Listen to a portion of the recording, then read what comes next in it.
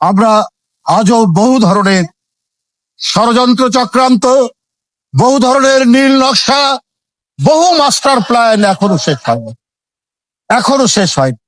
আমার কথা হচ্ছে যে আজকে যারা 28 লক্ষ কোটি টাকা পাচার করলো, যারা নিজেদের দুঃশাসন টিকিয়ে রাখার জন্য আহনাফ, ওয়াসিম আকরাম, আবু সাইদ, মুগ্ধ, যে তার নিজে গুলিবিদ্ধ হয়ে তার বন্ধুদেরকে বলছে পানি লাগবে পানি, এই যে আত্মত্যাগের এক মহান নমুনা, মহান নিদর্শন, তার মধ্যে দিয়েই গণতন্ত্র ফেরানোর পথে আমরা অগ্রসর হয়েছি বন্ধুরা আমার।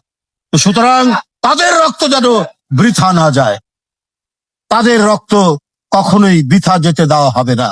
আজকে যদি বর্তমান অন্তর্বর্তীকালীন সরকার, যার প্রতি সকল গণতান্ত্রিক শক্তি সমর্থন জানিয়েছে, তারা যদি আজকে আরো বেশি দক্ষতা প্রদর্শন করতেন, তাহলে নিউ ইয়র্কে যে ঘটনাটি ঘটেছে, সেখানে ফ্যাসিবাদের দোসররা যে কর্মকাণ্ড করেছে, এইটা সাহস হতো না। আজকে দুদক, দুর্নীতি দমন কমিশন, আপনারা যদি সেই দোসররা, যারা জনগণের টাকা, যারা জনগণের অর্থ আত্মসাৎ করে নিউ ইয়র্কে, লন্ডনে, দুবাইয়ে, কানাডায়, অটোয়ায়, সিডনিতে বাড়ি বানিয়েছে, অনেক সম্পদ তৈরি করেছে, আপনারা জানেন, খবরের কাগজে উঠছে। প্রধানমন্ত্রীর ভাগ্নি, প্রধানমন্ত্রীর আত্মীয় স্বজন থেকে আওয়ামী লীগের মন্ত্রী এমপিরা, কারো 602টা সম্পদ পাওয়া গেছে, কারো ফ্ল্যাট পাওয়া যাচ্ছে, অজস্র টাকা পাওয়া যাচ্ছে। দুর্নীতি দমন কমিশন কোর্ট থেকে, আদালত থেকে আপনার 24,824 কোটি টাকা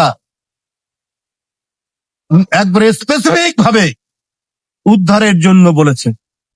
বাইরে দুর্নীতি দমন কমিশন সেখানে যে টাকাগুলো আছে উদ্ধার করবে, কিন্তু এই দুর্নীতি দমন কমিশন এমনই অথর্ব, এখনো পর্যন্ত কোন দোষরের শাস্তি দিতে পারেনি, সেই টাকাগুলো উদ্ধার করতে পারেনি।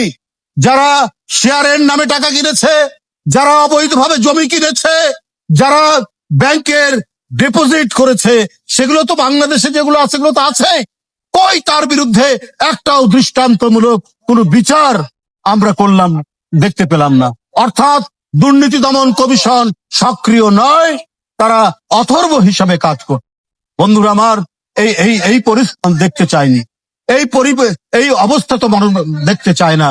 আজকে এই সরকারের আমলে কেন, যখন হাসিনা নেই, আওয়ামী লীগের পুলিশ নেই, ছাত্রলীগ নেই, হেলমেটধারীরা নেই, তাহলে এই 1 বছরে প্রায় দ্বিগুণ অপহরণ হয়েছে, কেন এই আইন শৃঙ্খলা পরিস্থিতির অবনতি হবে, এইটা তো জনগণ জানতে চায়।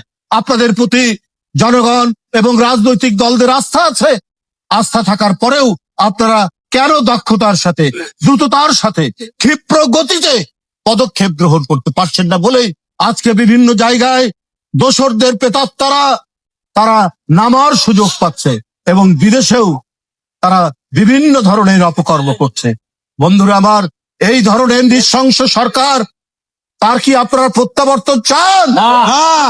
তাহলে এখন থেকেই জনগণকে সাথে নিয়ে আগামী নির্বাচনে কাজ করতে হবে, যে আর যাতে যারা দেশের টাকা আত্মসাৎ করে তাদের কমপক্ষে 20 প্রজন্ম বিদেশে সুখে শান্তিতে থাকতে পারে, সেই ব্যবস্থা করেছে। ওই লুটেরাদের, ওই টাকা পাচারকারীদের, ওই ব্যাংক হরিলুটকারীদের যেন প্রত্যাবর্তন না হয়। ওই মানুষ খুন করে, ছাত্র খুন করে, শিশুকে খুন করে যারা ক্ষমতা ধরে রাখতে চেয়েছিল, তাদের ওই খুন, ওই রক্ত এখনো শুকায়নি। তাই আওয়ামী লীগের সাথে কোনো আতাত নেই। আওয়ামী লীগের সাথে যারা তাকে সহযোগিতা করেছে, তাদের জন্য খোলস খুলে নতুন ভাবে আত্মপ্রকাশ করতে না পারে, আমাদেরকে সেই দিকটাই দেখতে হবে।